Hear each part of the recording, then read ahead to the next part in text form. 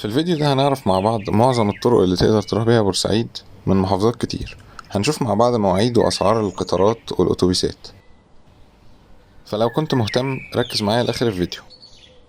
طبعا المواعيد والأسعار معرضة إنها تتغير في أي وقت، فالمواعيد والأسعار دي بتاريخ يونيو 2023. لو كنت رايح من القاهرة بالعربية هتاخد طريق الإسماعيلية، وقبل الإسماعيلية بشوية هتطلع على محور 30 يونيو، والطريق تقريبا كله على بعضه هياخد ساعتين ونص حسب هتتحرك منين من القاهرة. اما لو كنت رايح مواصلات فهقولك على كذا طريقة. في شركات اتوبيسات كتير بتروح بورسعيد من القاهرة، منها السوبر جيت، وده بيطلع من موقف الترجمان كل ساعة من 6 صباحا ل10 بالليل، وسعره حاليا 80 جنيه للفئة العادية و105 لفئة أعلى شوية، بس كله بيبقى كويس. في برضه شركة جو باص بتطلع عربيات تويوتا من 6 أكتوبر عند جامع الحصري ومن مدينة نصر، وسعره من 135 ل155 حسب هتركبه من أنهي محطة، وبيبقى أسرع شوية من الأتوبيس الكبير. جو باص والسوبر جيت تقدر تحجزهم من على النت وتشوف الميعاد اللي يناسبك. هسيب لكم لينكات سيطاتهم في الديسكريبشن. بالنسبه لاتوبيس شرق الدلتا بيروح بورسعيد برضه، ولكن ملوش حجز من على النت، فلو حد حابب يروح بيه ممكن يروح المكتب بتاعهم يسأل عن المواعيد والاسعار. اللي مش بيفضل الاتوبيس وعايز حل اسرع وارخص، ففي ميكروباصات بتطلع من موقف المرج، وده الموقف اللي جنب محطه مترو المرج الجديده، وهسيب لكم اسعار الميكروباصات في اخر الفيديو من محافظات كتير.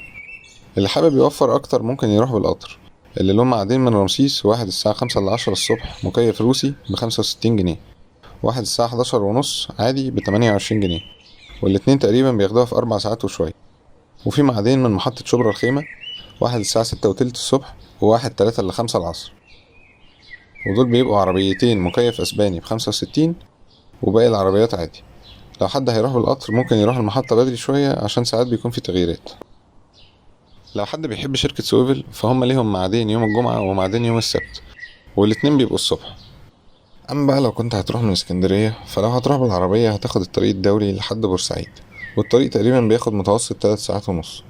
اما لو كنت رايح مواصلات فاقولك كذا طريقة. السوبر جيت بيروح برضه من اسكندرية من موقف محرم بيه لبورسعيد، وله 7 مواعيد خلال اليوم، اولهم الساعة 8 الصبح وكلهم ب100 جنيه. جو باص ليه ميعاد واحد بس الساعة 3 العصر، وما اعتقدش انه هيبقى مناسب خاصة لو حد رايح صد رد، لان الميعاد متأخر، بس عامة بيطلع من سموحة وب120 جنيه.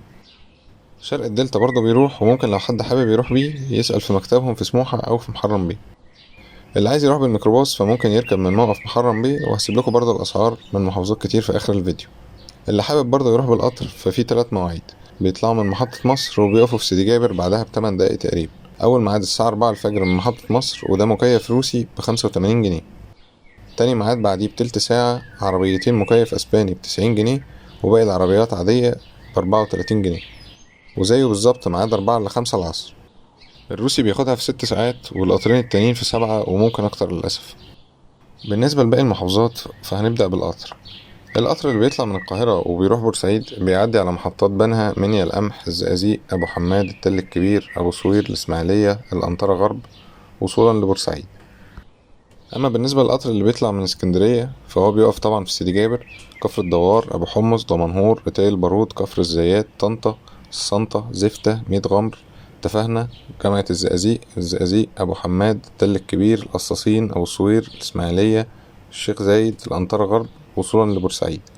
ده القطر اللي هو بيطلع الساعة 4 وتلت و4 إلا 5 العصر. أما بالنسبة للقطر اللي بيطلع الساعة 4 الفجر اللي هو الروسي، فهو بيقف في سيدي جابر، دمنهور، رتاي البارود، كفر الزيات، طنطا، بركة السبع، وسنة، منيا القمح، الزقازيق، أبو حماد، إسماعيلية، أنطرة غرب، بورسعيد، لأنه بياخد سكة مختلفة عن القطر التاني. بالنسبة للصعيد فهو في قطر واحد بيطلع من سوهاج وبيروح بورسعيد، وميعاده الساعة 12 بالليل من سوهاج، بيوصل بورسعيد تاني يوم الساعة 1 الظهر، يعني بياخدها تقريبا في 13 ساعة. هو بيقف في محطات كتير، يعتبر بيقف في كل مراكز محافظات سوهاج وأسيوط والمنيا وبني سويف، ويقف طبعا في الجيزة والقاهرة. لكن أنا ما قلتوش ساعة الجزئية بتاعة القاهرة علشان هو ممكن يبقى واصل متأخر، فمحدش يقدر إن هو يعتمد على ميعاده قوي من القاهرة. وبعد القاهرة بيكمل طريقه عادي من بنها والزقازيق وإسماعيلية وصولا لبورسعيد، وبيقف برضه في المحطات اللي في النص.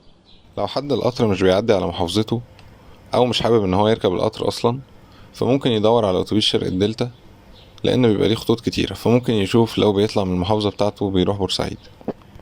ختاما للفيديو هحطلكوا خطوط الميكروباصات اللي بتروح بورسعيد وأسعارها.